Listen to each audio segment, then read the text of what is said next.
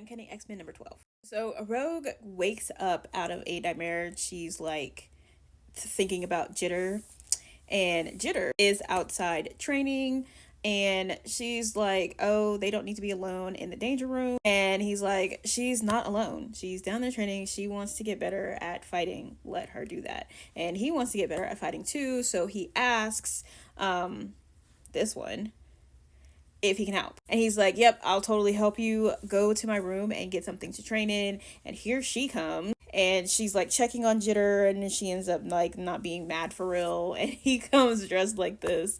He's like, I'm ready. No, you're not. So Remy is getting ready to go crawfishing so that they can have a crawfish boil basically for dinner. And they were being called for breakfast.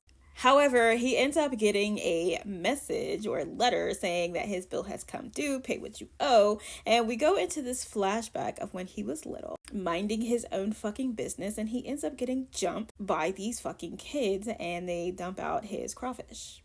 For what? For why?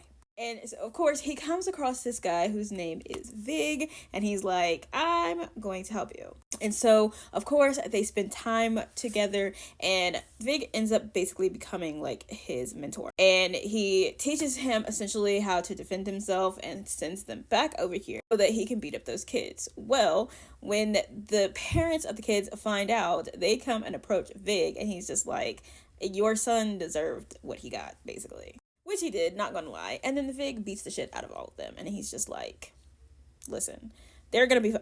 You go. So he ends up going to the sanctuary, the same one that they're at right now. And he reads this article saying that there were 4 killed in a gang slaying. And so basically he's under the impression that he owes Vig because he killed the 4 in the gang or whatever the fuck. So he ends up going here. He's not about to pay. He's about to fight. And because he's good at what he does, he ends up winning. And he's like, I just want you to know that the boy that you said that you killed is actually alive. And I told him where you're going to be. My advice is you run, run, run.